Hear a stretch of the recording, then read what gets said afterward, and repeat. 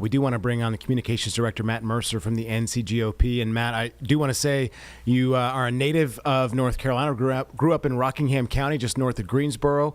You graduated from UNC Charlotte, though, so you know, I'm sure, a lot about Charlotte, what a beautiful city it is. And all of the and all of the lovely things that we have to offer here. I'm going to talk a little bit about the government shutdown here, sir. So again, thank you for your time.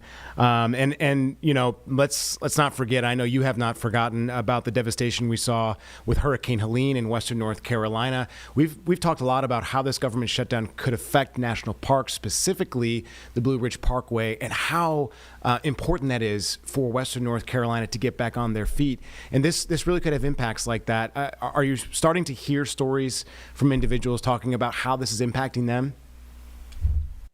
Yeah, we certainly are, and I had to throw my axe picks up to start with, but very serious topic, talking about the government shutdown, and really it's the Democrat shutdown, where we have heard some stories from contractors and things where they have told us that, you know, they said they would be okay for a little while, but the longer this drags on, the more severe those impacts are, and I think it's really concerning. You know, this is a very simple question. Are we going to open the government or not? Republicans voted to do that, overwhelming number. Even some moderate Democrats voted with Republicans to open the government. But you have this real intransience from Senate Democrats who have refused to do their job and refused to open the government. And so that's really what this question comes down to. We can address all those things, hopefully mitigate as much as we can. But really, it's concerning that Democrats are so captivated and captive to their left-wing base that they're refusing to even open the government because President Trump supports doing so. Matt, I gotta say, a lot of people have asked, just to keep the facts straight here, Republicans own the executive branch, the House, and the Senate. I hear you talking about the Democrats in here. How do we get past this? As I said, the Republicans have control of each three branches of government in that respect. How do we get past this and get to work in a necessary way to make sure that we can get the government back open? Yeah, just a couple things to make sure that we're looking at the whole picture. It takes 60 votes in the Senate to get past the filibuster. Republicans don't have 60 Senate seats. Certainly would be a lot easier if Republicans did. You know, maybe we'll get that in 2026. But also, Republicans have done this before to shut down the government. And honestly, it hasn't worked out because eventually the government has to reopen.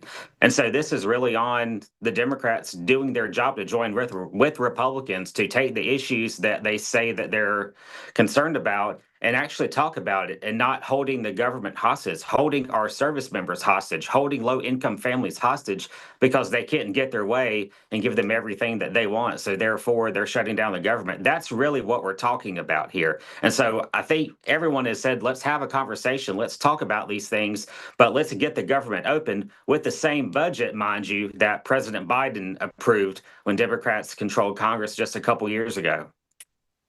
We've heard calls from the governor, obviously, to get to work on a full budget here in the state of North Carolina, the expansion of Medicaid and Medicare as well in the state. There's been a lot of talk about health care being at the center of this government shutdown, specifically for Democrats, and how they do not want certain insurance premiums to rise. And that is what they state as at the center of their argument in this. What do you have to say, Matt, in terms of that? I mean, a lot of folks are looking at those subsidies that weren't going to necessarily be extended, and folks necessarily, it seems by numbers, didn't want their insurance rates to go up. However, as you pointed out, they do want their legislators back in Washington to work. So again, how do we find a common ground specifically on health care to make sure that Americans aren't paying more for their health care? Yeah, I think that's certainly a concern that we all have. And I would point out that Democrats introduced their own bill that would add over $1 trillion in new spending for health care for illegal immigrants. That would undo the reforms in the working families tax cuts, such as $50 billion going directly to rural hospitals. Everyone wants healthcare prices to be lower. Everyone wants families to be able to afford the health care that they need and deserve. And Republicans are committed to doing that. You've seen President Trump take action with things like prescription drugs for most favored nation status. Those are things that Democrats just scoff at when that's going to make a real impact for families. And so I think everyone is open to talking about this issue, to talk about these subsidies that were introduced during the Biden administration, whether they still need it, whether they need to look differently. So everyone wants to have this discussion, but having it where Democrats are taking the federal government hostage is not the way to do it. I also, one last question here, Matt. Obviously, everything is all eyes, not just on the government shutdown, but on 2026, the midterms ahead, redistricting here in North Carolina. We saw Senator Phil Berger talk about how they're looking to come back, bring everyone back to Raleigh to potentially get this figured out, as the president has called for redistricting map. And it seems like, we've been through this. We saw Texas, we saw California get involved in this. Is this the norm now for politics? Because I think a lot of Americans are just wondering, where does the buck stop in some sense? Yeah, I think what you've seen is Republicans here in this state and our legislative leaders jumping into the fray to stop California and Gavin Newsom from rigging the maps in 2026 in their favor. And so I think what you're seeing is President Trump won this state 3 times. The people of our state support President Trump's agenda, and having it taken away because of one state having a rigged map, and that's already rigged, and trying to rig it even more, that's not fair. And so I commend our legislative leaders again for jumping in to take this decisive action, and look forward to campaigning for those strong Republican candidates next year.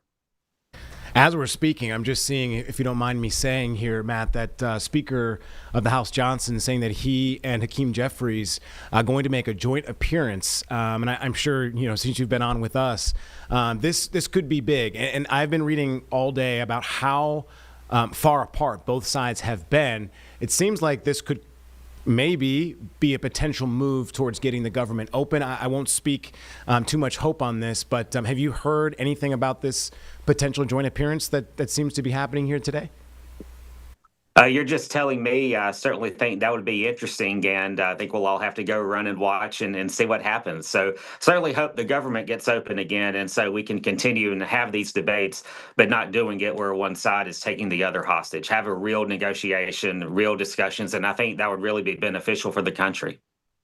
Mr. Matt Mercer, the communications director from the NCGOP. Mr. Mercer, anything else I didn't ask you that you wanted to elaborate on, talk about? Anything else that you had to say, sir? I just look forward to hoping to get this resolved so our troops can continue to get paid, so families can get the assistance that they need, and doing it in a way that benefits everyone for our country. So I appreciate you having me on today. Amen to that, sir. God bless you, and appreciate your time.